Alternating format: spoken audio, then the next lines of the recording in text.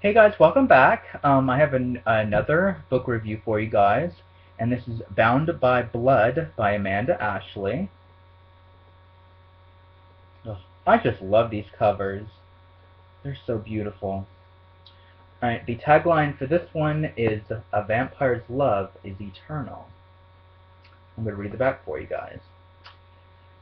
Zach Raven Scrotts, I'm probably saying that wrong, sorry, loves women, all women, and they love him.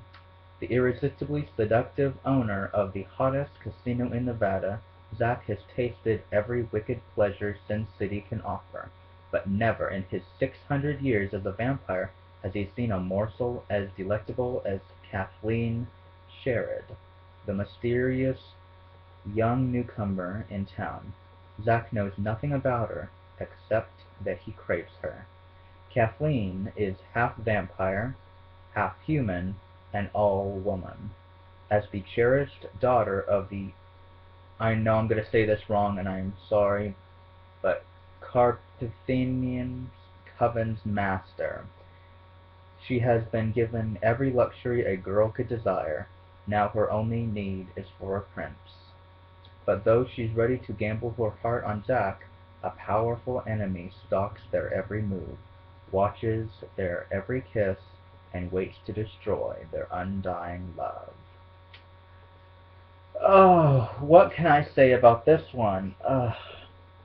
Like the first, like Bound by Night, Bound by Blood was it was amazing. It's not one of those books where the first book was amazing and the second book was not as great. It was just as good. It was just as good. I know I still like the first book better because I like Drake and Elena, but I do like Zach and Kathleen also.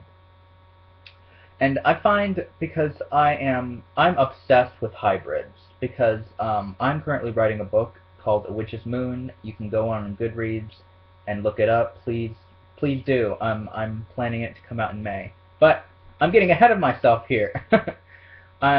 I'm obsessed with hybrids, so in this one I was really excited because we actually got a hybrid because Kathleen is half vampire and half human. And it was interesting to kind of learn about what human side she got and what vampire side she got.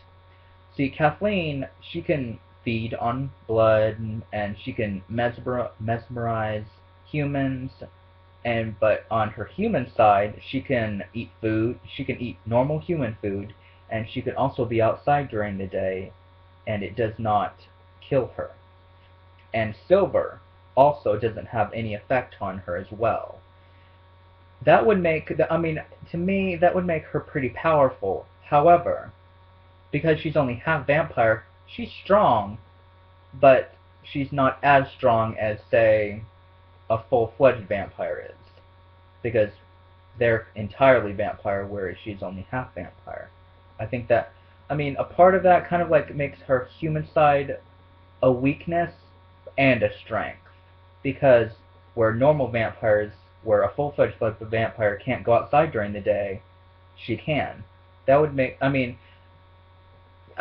she also can't transform into mist or move from one place to another with a thought like her father can. But I mean, there's some things she can do, some things she can't. But she's young, so I mean, there's a great possibility that she could gain the ability to turn into mist or to transfer herself with thoughts in the future. She's young. She's in her 20s, so I mean, it's very possible that she could in the future, and maybe a couple decades or even a couple centuries. We just won't know because I mean, she's young and she's just exploring who she is, and I like that. You see, I I've read Amanda Ashley for a really long time, and I love vampires who are old because Zach is 600 years old. Kathleen's father is only 500 plus, and I really like old vampires because they've seen so much of the world and they have so much, they've seen so much, they know so much, and I just to hear their story, I love that because just to see who they are and who they interact with and how they view the world after being alive for centuries. I mean, someone who's human, they can't even begin to imagine something like that. I mean, humans, if we're lucky, it's becoming more and more common, but we're lucky if we can live to be 100 years old. But for a vampire, they can live forever, centuries, if they're not destroyed by hunters, or if they are not weak and surrender themselves to the sun and destroy themselves. But I'm kind of getting off on a tangent here, but I really like this. Zach was a fascinating character. I really liked him. Now, the main villain of this entire book is Nadia. She was one of Roden's wives, which is Kathleen's grandfather on her father's side. He was destroyed at the very end of the first book, and Nadia will never really. It's not the fact that she. It's not. That's not the reason. One of Nadia's sons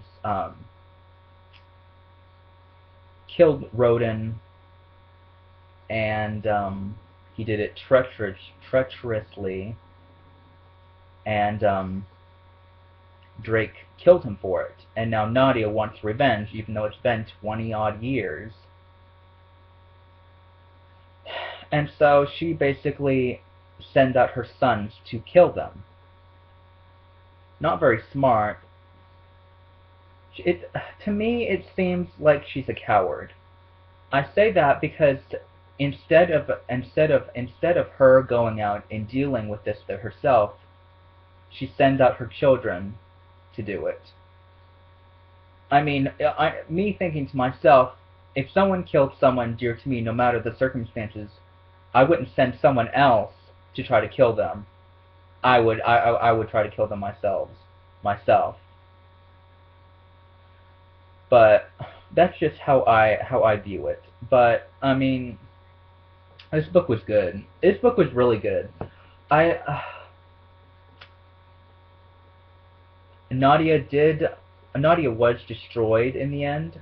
And the one thing I liked about Nadia, because again I like the kind of whole thing about hybrids, is because Nadia was not just a 1,000-year-old vampire. She was also a witch too.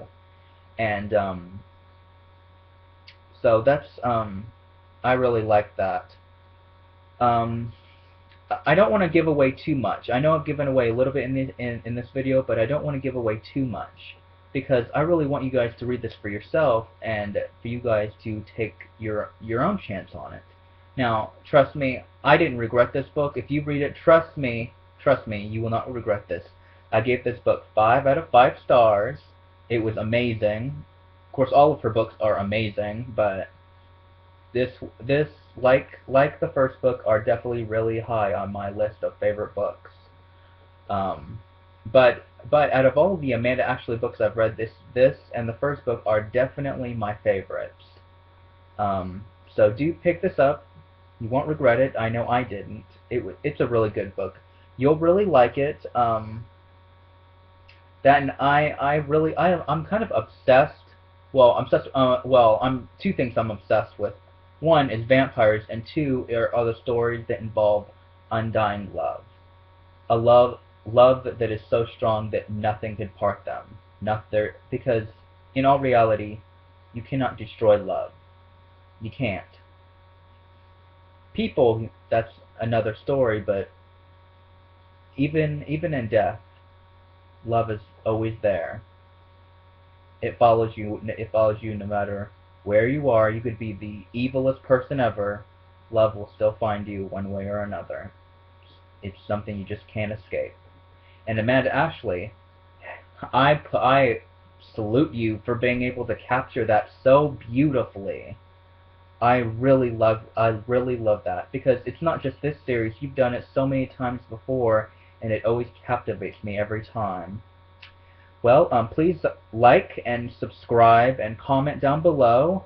Um, tomorrow I will be doing my weekly update, and I'll be telling you guys. I'll tell you guys a little bit more about my book that I'm writing called A Witch's Moon, which is book 1 in the Moonlight Chronicles.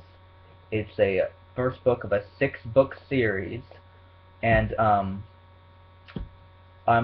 talking about what book I'm currently reading right now, and the things you can look forward to in the future.